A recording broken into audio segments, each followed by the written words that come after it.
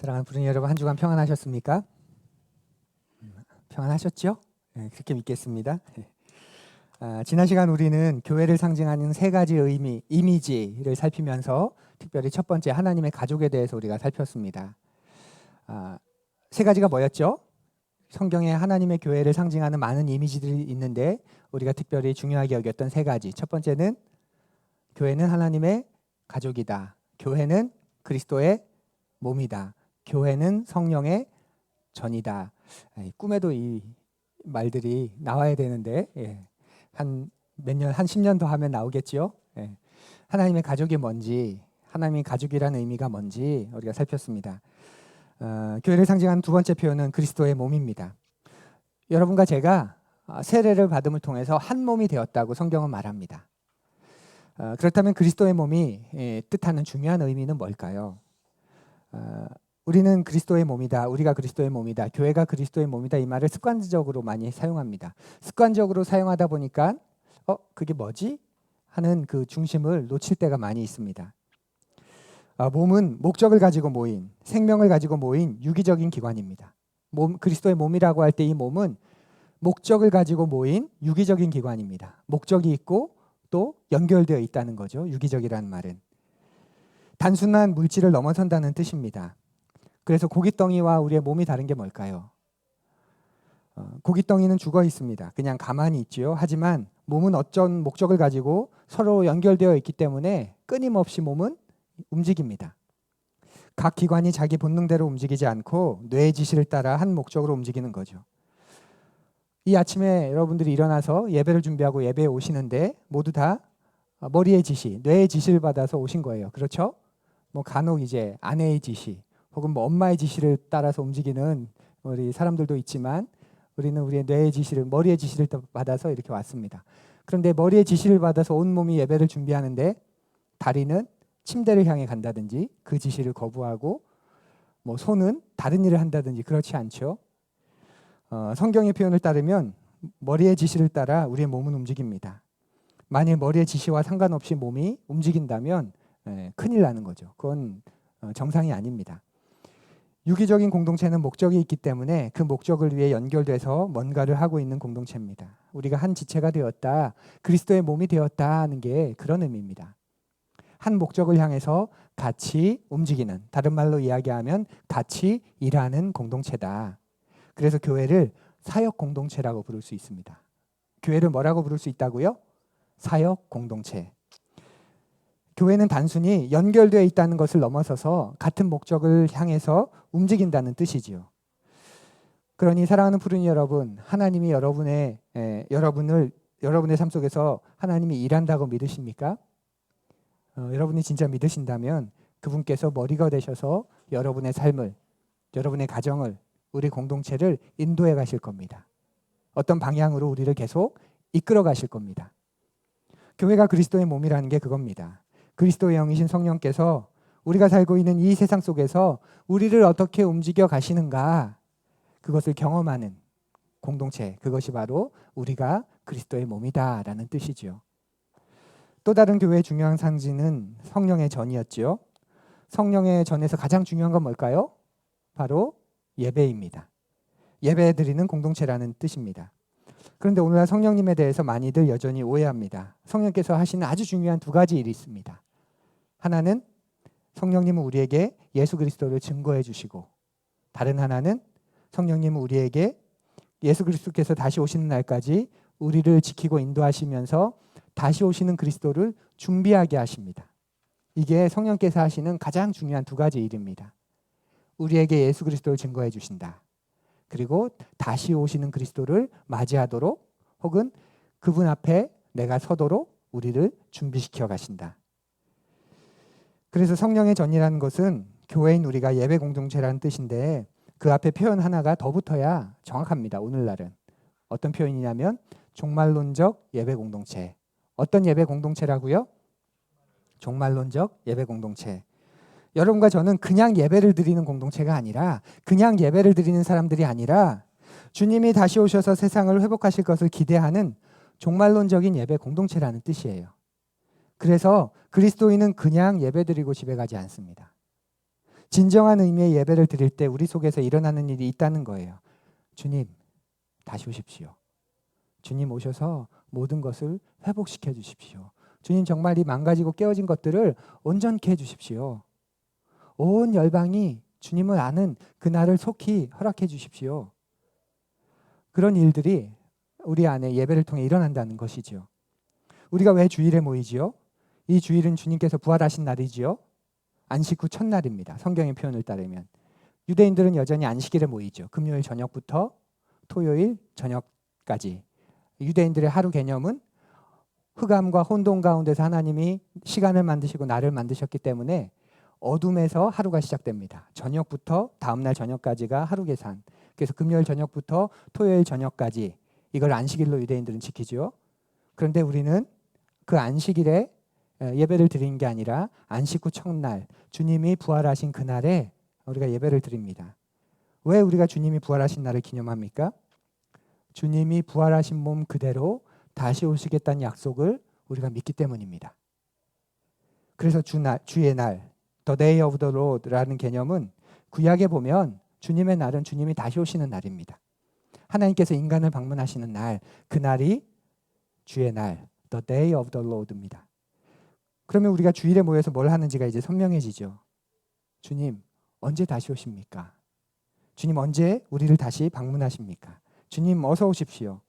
주님, 이 깨어진 세상을 보십시오. 주님이 회복하지 않으면 소망이 없습니다.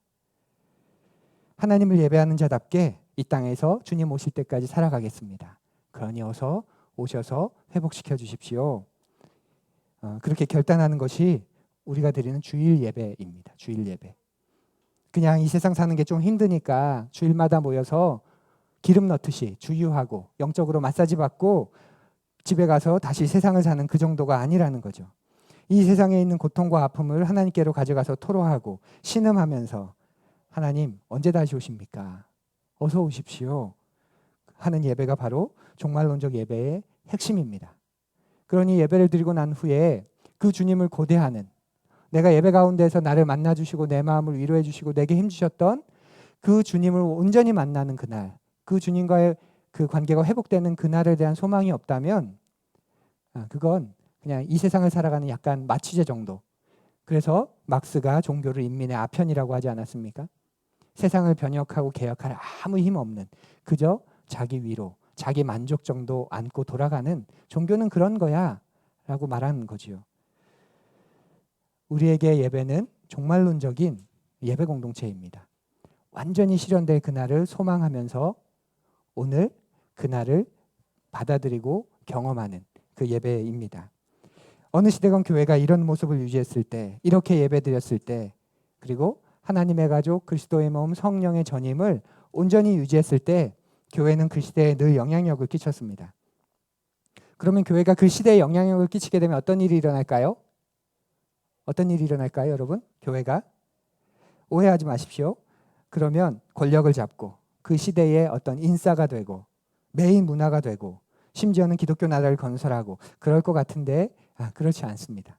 교회가 영향력을 끼쳤을 땐 어김없이 사람들이 하나님께로 돌아온 일들이 일어났습니다.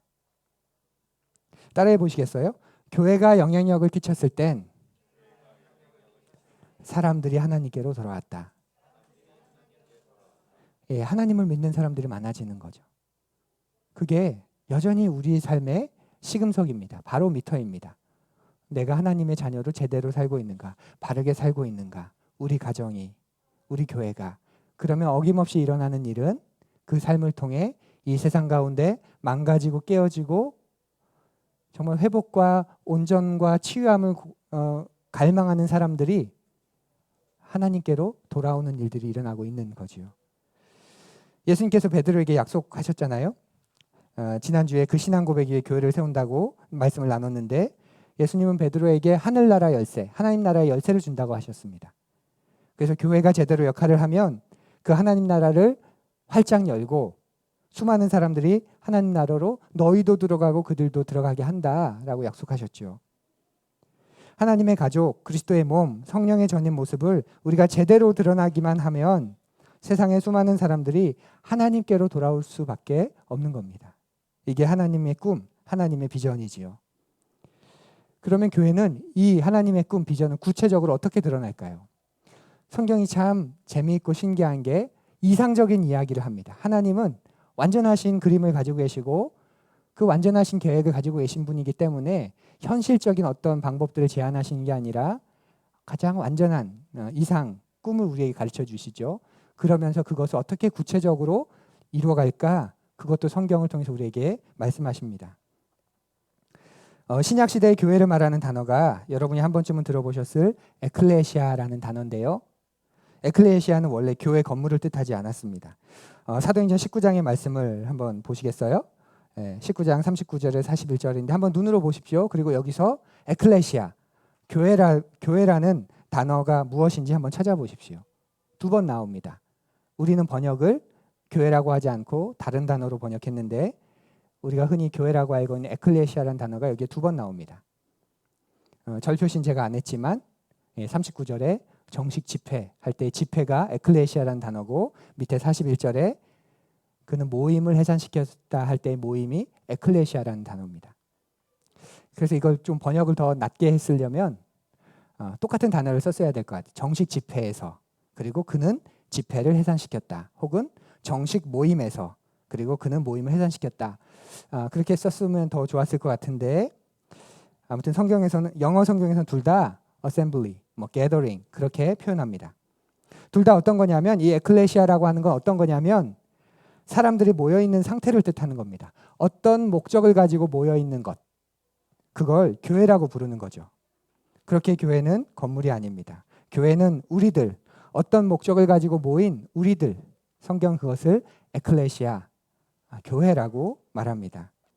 그래서 어쩌면 이렇게 말할 수 있어야 할 것 같아요. 누가 여러분에게 어느 교회 다니세요? 저 푸른교회 다녀요. 그럼 푸른교회 어디 있어요? 이러면 여러분이 약간 머뭇거리면서 우리 푸른교회는 주중에는 김포, 계양, 의왕, 서울 강서구 그곳에 흩어져 있다가 주말이 되면 김포 고천에 모여요. 김포 고천에 있어요. 왜냐하면 우리가 교회이니까.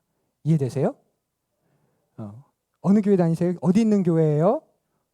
우리 교회는 그럼 지교회 교회가 큰가 봐요. 지교회들이 다 있는데 우리 지교회들이 많아요. 의왕 지교회, 김포 장기동 지교회 이렇게 교회가 우리들 자신이라면 우리는 주중에는 흩어져 있는 것이고 주말에는 모이는 거지요.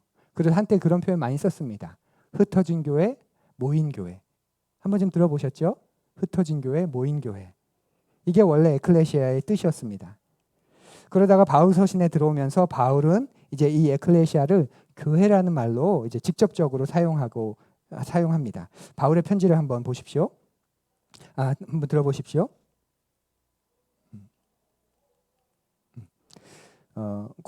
데살로니가 전서에 보면 그리스도 안에 있는 데살로니가 사람의 교회 이렇게 쓰죠. 이제 에클레시아를 또 예수 안에서 유대에 있는 하나님의 교회들, 하나님의 여러 교회. 바울 사도가 이제 에클레시아를 교회로 설명하고 있습니다. 교회가 일반 모임 그러면 집회와 뭐가 다를까요? 교회는 하나님의 자녀로서 서로에게 헌신한 사람들이 정기적으로 만나는 회합을 가리키는 겁니다. 교회란 뭐라고요? 하나님의 자녀로서 서로에게 헌신한 사람들이 정기적으로 어떤 특정한 장소, 지역에서 만나는 회합, 모임, 사람들, 공동체 그걸 에클레시아, 교회라고 하는 겁니다. 하나님의 자녀여야 하고 그리고 서로에게 헌신한 사람들이 모여 있어야 하고 정기적으로 시간을 뜻하고요. 어떤 특정한 장소, 지역 거기에 모이는 회합, 공동체 그게 교회입니다. 이것이 성경이 가르쳐준 교회의 모습입니다. 교회를 이야기할 때 어떤 분들은 이렇게 생각합니다. 이 세상에 수많은 교회들이 있는데 교회들이 모여서 더 처치, 진짜 교회가 그 교회가 되는 거다 이렇게 생각하는 분들이 있습니다. 그러니까 큰 교회가 있고 그 아래 교회들이 있다는 거죠.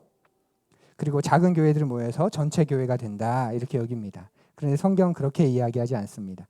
성경은 되게 재밌는 표현을 하는데 그 고린도전서 1장에 보면 고린도에 있는 하나님의 교회에 이 편지를 씁니다. 이런 표현을 고린도에 있는 하나님의 교회에 이 편지를 씁니다. 여러분 빛이 지금 제가 이 얘기를 하면 안 될 것 같은데 용서해 주십시오. 그 헬라어에는 정관사가 있습니다. 영어에는 정관사, 부정관사가 있는데 헬라어에는 정관사가 있습니다. 정관사를 쓰면 그 특정한 것을 말하는 거고 정관사가 사용되지 않으면 일반적인 걸 말하고. 그런데 고린도전서에서 고린도에 있는 하나님의 교회하고 말할 때 이 하나님의 교회는 정관사를 쓰고 있는 거죠. 그 교회라고. 무슨 말이냐면 고린도에 있는 교회가 하나님의 교회 가운데 하나가 아니라 하나님의 그 교회라는 뜻입니다. 교회 하나하나는 하나님의 교회라는 뜻이죠. 교회들이 모여서 하나님의 교회를 이루는 게 아니라 우리 푸른 교회가 The Church of the God, 하나님의 그 교회라는 겁니다. 그리고 우리 옆에 있는 저 교회 옆에 우리가 있는 게 우리 교회 옆에 저 교회가 있는 거죠. 우리 옆에 있는 저 고촌 중앙교회도 하나님의 그 교회 The Church of the God입니다. 교회 하나하나가 하나님의 교회를 대변한다는 뜻입니다. 그래서 한 지역 교회는 하나님의 교회를 대변합니다. 나눠서 할 수 없는 거죠. 우리는 교회가 작고 우리는 부족하니까 우리는 선교를 할게. 여러분의 교회는 구제를 하세요. 우리 교회는 예배에 목숨을 걸 테니 여러분의 교회는 교회 교육에 좀 더 힘써 주세요. 그렇게 할 수 없다는 거예요. 모두 교회가 다 하나님의 교회를 대변하는 그 교회이기 때문에 그 완전성을 가지고 있다는 뜻입니다. 이것이 성경에서 말하는 교회의 모습입니다. 우리는 작으니까 좀 불완전한 교회고 저 교회는 크니까 온전한 교회고 우리는 사람이 적으니까 좀 모자란 교회고 저 교회는 사람이 넘치니까 좀 큰 교회고 그렇지 않다는 거예요. 성경은 모든 교회가 다 하나님의 교회를 대변하는 완전성을 가지고 있는 공교회다 이렇게 말해 줍니다. 이런 교회를 통해서 하나님께서 하시고자 하는 일이 있죠. 뭘까요? 하나님이 교회에 주신 두 가지 아주 중요한 사명이 있습니다. 두 가지 중요한 사명. 하나는 우리가 대계명이라고 표현하고 하나는 대위임령이라고 표시해요. 먼저 하나님께서 교회에 주신 대계명은 뭡니까? 요한복음 13장 34절 35절에 나오죠. 교회인 우리가 서로 사랑하는 겁니다. 우리가 제일 먼저 해야 하는 것 바로 대계명, The Great Commandment, 대계명. 새 계명을 준다. 서로 사랑해라. 내가 너희를 사랑한 것처럼 너희도 서로 사랑해라. 이것이 교회 공동체가 가장 먼저 해야 하는 일입니다. 어떤 일을 하기 전에 제일 먼저 해야 하는 것이 아버지이신 하나님을 닮아서 사랑하는 걸 배우는 것이지요. 근데 교회만이 아니라 우리의 인생도 그렇지 않습니까? 창조주이신 하나님, 아버지이신 하나님을 닮아서 사랑하는 겁니다. 많은 사람들이 인생의 마지막에 하는 말이 뭔가요? 또 여러분도 인생의 마지막에 할 말이 뭐 같으세요?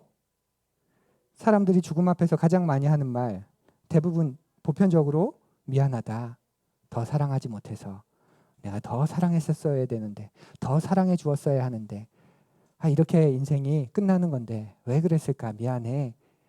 아내에게 혹은 남편에게, 자식들에게 혹은 부모에게 모두가 다 인생의 마지막에 하는 말이 그 말 아닙니까? 미안해. 더 사랑하지 못해서. 사랑하는 푸른 여러분, 우리가 해야 할 것은 가장 먼저 교회인 우리에게 하나님이 하라고 하신 계명은, 사명은 서로 사랑하라는 겁니다. 내가 너희를 사랑한 것, 그 사랑 안에서 너희가 한 몸이 된 것이니 너희가 서로 사랑해라.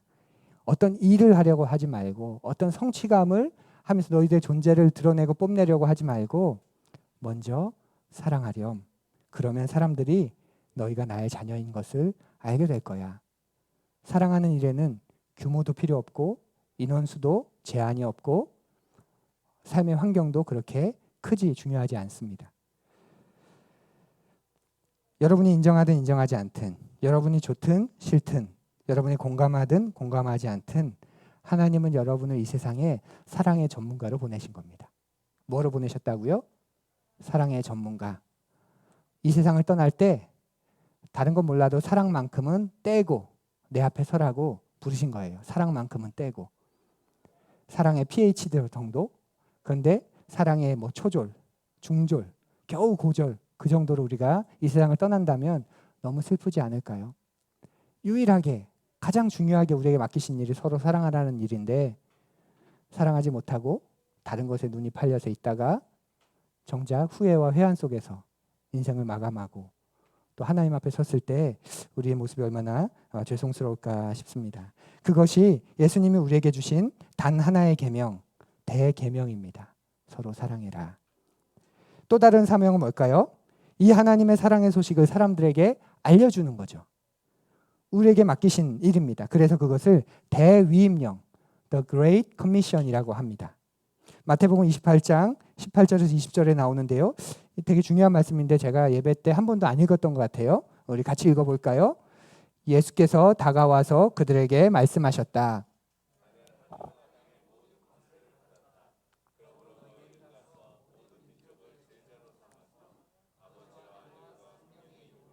를 주고 내가 너에게 모든 것을 지키게 하라. 보아라, 내가 세상 끝날까지 항상 너희와 함께 있을 것이다. 아멘. 이 두 가지가 교회에 주신, 교회인 여러분에게 주신 가장 중요한 두 가지 사명입니다. 서로 사랑하고 이웃을 사랑하는 것, 그리고 예수 그리스도의 복음을 모르는 사람들에게 복음을 알려주는 것. 그래서 대위임령은 서로 사랑하는 것이 없으면 성취되지 않습니다. 그리고 서로 사랑하는 것은 열방의 그리스도를 전하는 것으로 표현되지 않으면 그냥 자기의 정도밖에 되지 않습니다. 그래서 이 두 가지는 서로가 서로를 완전하게 보충해 줍니다. 이 두 가지가 이루어질 때 어떤 일이 생길까요? 에베소서에서 말씀하는 것처럼 교회가 여러분이 만물 안에서 만물을 충만케 하시는 분의 충만함이 되는 거죠. 이 대계명과 대위임령을 우리가 이루어가고 애써갈 때 우리는 만물을 충만하게 하시는 그 분의 충만함이 되어가는 겁니다. 교회가 돈이 많아져서, 교회가 사람이 많아져서, 맨파워가 세져서, 교회가 세상에 어떤 여론기관으로 능력이 많아져서 이 세상의 빛과 소금이 되는 게 아니라 이 두 가지를 통해서 그 충만함이 이루어진다고 성경은 말합니다. 사랑하는 푸른 여러분, 우리가 살고 있는, 그리고 인간 타락 이후에 이 세상은 어떤 모습입니까? 허무에 굴복하며 살아가는 세상 아닌가요? 영원하지 않은 것을 영원한 것처럼 믿고 살아가는 세상입니다. 영원한 걸 보지 못하고 살아가는 거죠. 그 허무한 세상, 깨어지고 망가진 세상을 회복하게 하는 것이 바로 교회입니다. 그리고 그 일을 교회가 어떻게 한다고요? 우리가 서로 사랑함으로, 그리고 복음의 메시지를 우리의 이웃들에게 알려줌으로 이루어갑니다. 이런 일들이 벌어질 때 사람들이 하나님께로 돌아오는 거죠. 서로 사랑하는 그 진실된 사랑을 보면서, 그리고 그 사랑을 전해주는 그 분명한 말씀 속에서, 그 하나님의 사랑 속에서 하나님에게로 돌아오는 거죠. 교회를 통해서 말입니다. 그런데 교회가 그 역할을 제대로 하지 못하면 사람들은 하나님에게 전혀 관심도 가지지 않을 뿐더러 하나님께 등을 돌리고 세상을 향해 가버립니다. 이것이 2000년 교회사가 보여주고 가르쳐주는 것입니다. 세상이 타락해서 하나님으로부터 떠난 게 아니라 교회가 교회다운 모습을 보여주지 못할 때 세상은 점점 더 타락할 수밖에 없는 것이고, 교회가 교회다운 모습을 보여줄 때는 세상은 언제나 하나님께로 조금씩이라도 돌아오게 되는 것입니다. 그러니 교회인 우리는 세상을 탓할 수 없는 거죠. 세상이 원래 그렇잖아. 날 떠났잖아. 나를 거역하고 배역한 세상이잖아. 세상은 원래 그런 곳이야. 근데 그런 세상에 내가 너희들을 뒀어. 너희들이 서로 사랑함으로, 너희들이 누린 그 사랑을 전함으로 세상은 돌아올 거야. 그래서 교회가 세상을 탓할 때, 우리가 세상을 탓할 때 하나님은 슬퍼하십니다. 현대사회에 이런 교회가 필요하죠. 이 도시 문화 속에서 이런 교회가 정말 필요합니다. 그런데 저에게는 그것이 고민입니다. 그런데 진짜 그런 교회가 가능할까? 우리가 사는 곳이 자본주의 깊숙한 도시 한복판인데 이런 도시 속에서 이런 교회가 가능할까? 현대의 도시 문화는 소외, 깨어짐, 외로움이 곳곳에 있습니다. 지하철을 한번 보십시오. 도식 속에 익명의 존재들이 외로워하면서 모두 표정 없이 살아갑니다. 뭔가 다들 자기 일에 열심입니다. 뭐 영어 공부를 한다든지 또 뭔가를 본다든지 뭐 유튜브나 게임, TV들을 많이 보지만 그렇게 다들 자기 일에 열심입니다. 자기 일에 열심인 게 전혀 나쁜 건 아닌데, 그런데 그 속에 공허함, 외로움, 소외감, 그건 가시지가 않는 거죠. 자살률이 점점 높아지고 있다는 얘기는 뭐 이제 전혀 우리에게 새로운 이야기는 아니죠. 아이러니하게도 작년과 올해 코로나 2년 동안 청소년의 자살률이 줄었다고 하죠. 학교 안 가니까. 공부에 스트레스 받지 않으니까. 학교에서 분리되고 그런데 취업 전선에서 분리되다 보니까 이제 다시 자살률이 점점 또 늘어나고 있다고 합니다. 도시의 삶은 이렇게 소외됨이 필수인 것 같습니다. 내 한 몸 건사하기도 벅찬 세상. 그래서 사람들은 서로 만나려고 하지 않아요. 공동체를 건설하려고 하지도 않고요. 오히려 조금 어려우면 서로를 등집니다. 쉽게 헤어집니다. 그게 제일 편한 방법이니까. 친구 관계도 그렇고 회사 같은 데서 어떤 공동체가 형성된다? 굉장히 어려운 거죠. 교회도 가정도 점점 그렇게 되어가고 있습니다. 게다가 우리는 엄청 이동하면서 살고 있어요. 이동하면서. 삶의 이동성, 모빌리티가 당연해졌죠. 한 군데 정착해서 살고 싶지만 현실적으로 쉬운 일이 아닙니다. 자녀 교육 때문에 혹은 이직으로 요즘에는 집값 따라 움직이는 걸 우리가 어떻게 할 수 없습니다. 한 통계를 보니까 서울 시민들은 평균적으로 4.5년마다 이사를 다닌다고 하더라고요. 저도 서울에 와서 지금 여기 서울이 아니군요. 네. 저도 올라와서 결혼하고 지금 18년째 살고 있는데 3번 이사했습니다. 평균적으로 보면 통계적으로 보면 6년마다 이동해 다닌 거죠. 서울 동작구에 살다가 강서구에 살다가 지금 김포에 삽니다. 자꾸 옮겨 다니게 되는 거예요. 다음 달에 감사하게도 이제 교회 앞으로 이사 오게 되는데 2년 후에는 또 어느 곳으로 갈지 잘 모르겠습니다. 그런데 그렇기 때문에 어떻게 그 지역에 있는 교회가 될까? 저한테는 정말 큰 숙제입니다. 아니 사람들이 이곳에 살지 않는데 교회라고 하는 건물은 이곳 예배당은 이곳에 있지만 이 교회를 이루는 우리가 이곳에 살고 있지 않는데 교회가 지역 교회가 된다, 지역성을 띈다. 저한테는 굉장히 고민스러운 그런 부분입니다. 그것보다 더 큰 문제가 있죠. 뭐냐면 우리는 지독하게 철저하게 개인주의적이라는 겁니다. 누군가가 우리 삶에 필요하다는 거 우리 공감하고 고백합니다. 그런데 그 필요한 사람은 나를 위로해주고 나와 교제해줄 사람이 필요한 거지 내가 누군가를 위해서 시간을 허비하고 헌신해야 될 사람이 필요하다고는 우리가 그렇게 진지하게 여기지 않습니다. 그냥 쿨하게 나 혼자 우리 가족끼리 멋지게 살고 싶은 거죠. 그리고 실제로 그렇게 살 수 있다고 TV가 우리에게 가르쳐주지 않습니까?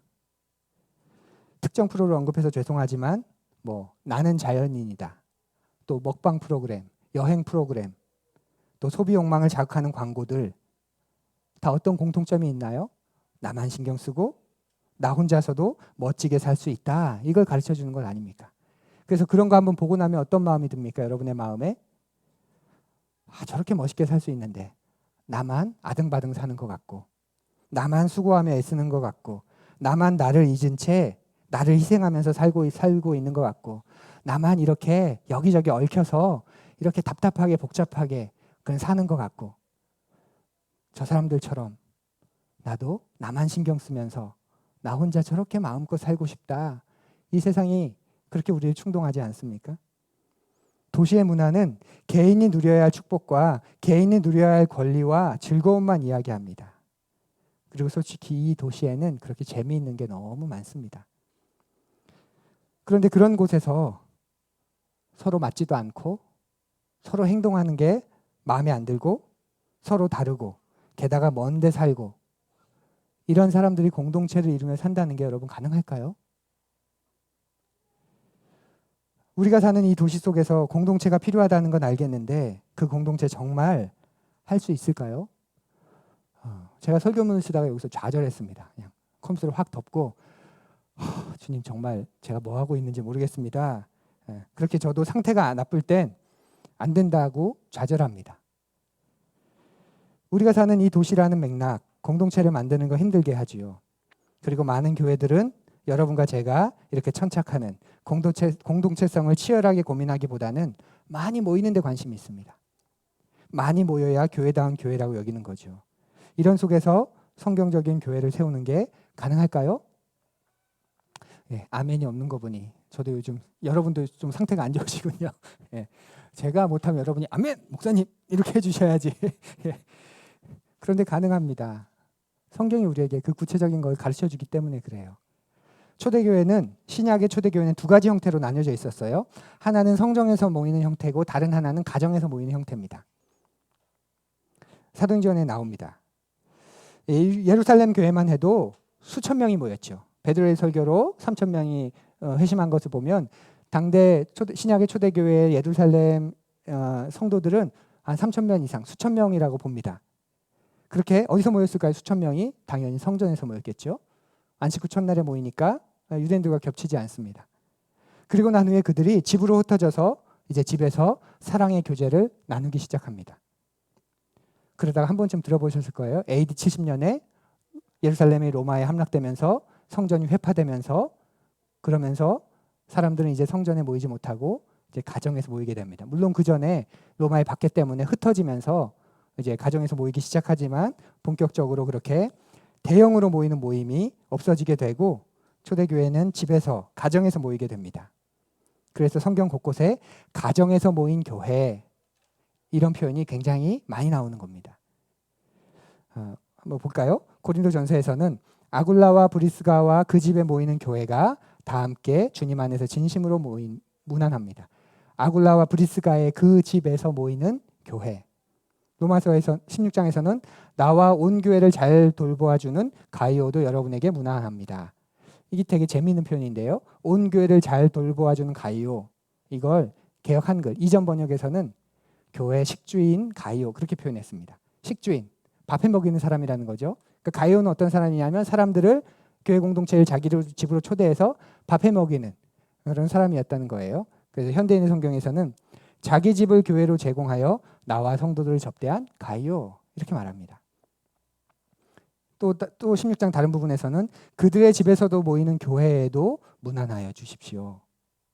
골로새서에서는 눈바와 그 부인의 집에서 모이는 교회에 문안해 주십시오. 그 부인의 집. 보통 남성 중심 사회이기 때문에 남편의 이름을 써야 될 것 같은데 그 아내의 집이라고 표현합니다. 그러니까 이때나 지금이나 부동산은 여성들이 강한 것 같아요. 네. 그 부인의 집에서 모이는 교회. 또 빌레몬서에서는 자매 아비아와 우리의 전우인 아키뽀와 그대의 집에서 모이는 교회에 이 편지를 씁니다. 여기서 그대는 빌레몬을 말하죠. 부자였던 빌레몬. 오네시모, 종을 데리고 있었는데 오네시모가 빌레몬에게 손해를 끼쳐서 감옥에 갇히게 되고 그때 바울을 만나게 되고 바울이 그가 그리스도 안에서 충성된 사람으로 변했음을 알고 빌레몬에게 편지를 쓰잖아요. 너의 종이었던 오네시모를 형제로 허락해 주기를 부탁한다. 그러면서 하는 말이 빌레몬, 그대의 집에서 모이는 교회 이렇게 말합니다. 초대교회는 집에서 모였습니다. 고린도 교회 성도 수가 그래서 40명이 넘지 않았을 거라고 학자들이 봅니다. 고린도전서, 고린도후서 이 고린도 교회의 수가 40명이 넘지 않았을 거다. 그러니까 초대교회는 늘 작은 규모로 박해 때문에 모일 수밖에 없었습니다. 그리고 공개적으로도 모일 수 없었지요. 그렇게 집에서 늘 작은 규모로 모였습니다. 물론 대규모로 모일 수 있는 기회가 있었다면 분명히 그들은 대규모로 모였을 겁니다. 하지만 그렇지 않더라도 그렇게 못한다고 하더라도 작은 규모로 모여서 서로 사랑하고 예배하고 교제하는 일을 쉬지 않았습니다. 오히려 더 깊이 더 온전히 그 일을 그 가정에 모이면서 했던 것이지요. 여러분은 이 처음 교회의 모습에서 무엇을 느끼십니까? 저는 교회의 가능성을 보게 됩니다. 도시 속에서도 교회가 가능하구나. 성경이 말하는 그 교회가 가능하구나. 우리가 사는 이 도시 다 같이 모여서 예배를 드리고 말씀 듣는 시간을 가지지만 점점 사람들이 많아지는 개인주의가 심해지는 이 도시 속에서 어떻게 성경이 말하는 그 대위임령과 대계명을 서로 이렇게 이루면서 살아갈 수 있을까? 교회 첫 교회의 모습에서 그것이 가능하구나. 적은 숫자로 모이면 가능할 수 있구나. 그것을 느끼게 됩니다. 그래서 이 초대교회의 모델을 현대교회에 가져와서 적용하려고 하는 게 우리가 흔히 말하는 가정교회라는 용어입니다. 하우스 처치라는 용어죠. 이렇게 하면 될 것 같아. 주일에는 다 같이 모이고 주중에는 하우스 처치로 모여서 그곳에서 진실하고 형제의 우애를 나누는 그런 관계를 맺으면 되겠구나. 이게 초대교회의 방법이었구나. 그렇게 느끼기 시작하고 그렇게 많이 도전하고 있습니다. 우리가 가교 모임을 시작한 이유도 이것입니다. 현대사회 속에서도 가능한 공동체는 결국 가정에서 모이는 거다. 자기 집을 오픈하고 자기의 삶을 오픈하는 것. 거기에 가능성이 있다. 그게 되지 않으면 주일에 한번 다 나이스한 옷, 나이스한 표정으로 모여서 서로 그냥 웃으면서 이야기하고 다시 돌아가서 각계 전투로 이렇게 살아가는 그런 우리 파편화된 그런 사람들이 될 수밖에 없다 느껴집니다. 사랑하는 푸른 여러분, 저는 여러분들이 하나님께서 이 세상을 회복하고자 하셨던 하나님의 일관된 방법을 이해하고 받아들이시기를 바랍니다. 고작 한 사람을 통해서 이어가셨던 그 하나님의 계획, 고작 별 볼 일 없는 작은 공동체를 통해서 그 하나님의 거대한 원대한 계획을 이어가셨던 그 일관된 방식, 그리고 고작 나 같은 사람을, 고작 우리 같은 사람들을 부르셔서 그 원대한 계획을 지금도 계속 이어가고 계시는 그 방법은 참 효율적이진 않은 것 같은데 그분은 늘 그렇게 하셨고 그렇게 하시면서 늘 이루셨고 성공하셨다. 그 사실을 여러분들이 받아들이시길 바랍니다. 몇 가정이 모여서라도 서로 사랑하고 믿음을 격려하고 서로의 아픔을 공감하는 일이 어쩌면 너무나도 작아 보이는 일이지만 하나님은 그렇게 일해 오셨습니다. 아브라함을 통해서, 이스라엘을 통해서, 예수님과 그의 별 볼 일 없는 제자들을 통해서, 그리고 핍박받는 교회들을 통해서, 그리고 지금도 하나님은 그렇게 일하십니다. 그러니 여러분 한 사람 한 사람이 의미 있는 것 아닐까요? 여러분을 통해 하시려고 하는 일이 있으니 말이지요. 우리는 자꾸 나를 통해 하려고 하시는 그 일은 잊어버리고 그냥 자기 도취에 빠져서 그냥 내가 특별하고 내가 사랑한다 그렇게 생각합니다. 이스라엘이 특별한 이유는 제사장이기 때문이었어요. 열방의 제사장. 그 제사장 역할을 못하니까 하나님은 그들을 기회를 주지만 더 이상 그 기회를 사용하지 못하니까 사라지게 되지요. 우리가 특별한 이유는 거기에 있습니다. 우리가 사랑받을 만한 가치가 있는 이유도 거기에 있습니다. 그것을 잊고 그냥 세상처럼 자기에 빠져서 살아간다면 우리는 결코 하나님 앞에서 온전한 삶을 살지 못할 겁니다. 그것이 하나님의 방법입니다. 보일까 말까한 겨자씨 한 알, 한 알의 밀알, 그것이 하나님의 일관된 방식인 것이지요. 저는 여러분들이 하나님께서 여러분을 향하여 가지고 계신 계획, 그걸 우리 가교 모임을 통해 보시기를 소망합니다. 아멘. 그래서 가교는 우리에게는 일상을 함께하는 작은 공동체입니다. 작은 교회, 일상을 함께하는 교회. 우리가 어떤 큰 결단을 해요. 결단만 하면 다 끝날 거라고 생각하는데 천만에요. 판가름하는 건 일상입니다. 그렇지 않나요? 어려운 시대에 교회를 이렇게 시작했습니다. 개척했습니다. 대단하다고 요즘 같은 시대에 교육이 개척했다고 대단하지만 개척해서 다 끝났습니까? 아니요. 개척한 다음 날부터 이어지는 그 지루한 일상, 그 아무것도 없는 무모에 건조한 일상, 그 일상이 교회를 시작한 그 교회의 결정 승부를 짓게 하죠. 저희 아이들 아시는 것처럼 입양을 했는데 입양하는 결단했다고 다 해결됩니까? 아니요.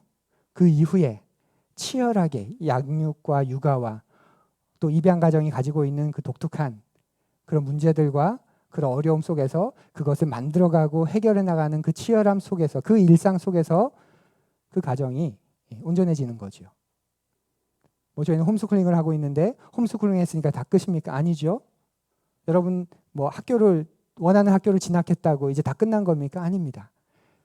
그렇게 했을 때 그 다음부터 이어지는 그 치열하고 처절한 일상, 그 일상을 어떻게 살아가느냐, 그것이 내가 선택한, 내가 시작한 그것이 진짜이냐 아니냐를 보여주게 합니다. 결국 일상인 것이죠. 가정교회는 그 일상을 나누는 교회의 모습입니다. 주님이 나를 선택해 주셨는데 우리가 그 주님을 믿고 하나님의 자녀로 이제 살아가기 시작했는데 푸른 교회라고 하는 이 교회를 선택했는데 그러니까 끝? 아니요. 그렇게 해서 우리가 한 걸음 한 걸음 매일매일을 치열하게 살아가는 우리들이 어떻게 그것을 이루어갈까? 그걸 서로 격려하고 다독여주고 그 속에서 힘을 얻고 그 선택을 온전하게 이루는 그런 것이 바로 가교입니다. 사랑하는 푸른 여러분, 우리가 세상을 바꿀 수는 없지만 우리에게 허락된 몇몇 사람을 진심으로 사랑하고 그 속에서 그들의 인생, 우리의 인생이 바뀌기 시작한다면 거기서부터 세상은 분명히 바뀌기 시작할 겁니다. 여러분에게 그 꿈이 있으면 좋겠습니다. 우리 안에 그런 꿈이 생겼으면 좋겠습니다. 그래서 하나님이 우리를 통해 무엇을 원하는지 알겠다. 그리고 그것은 충분히 이루어갈 수 있는 일이다. 그런 승전가들이, 그런 기쁨의 간증들이 주님 오시는 그날까지 우리에게 일어나고 그 주님 오시기를 고대하는 사람들이 함께하는 우리 푸른 교회가 되었으면 좋겠습니다. 우리 함께 조용히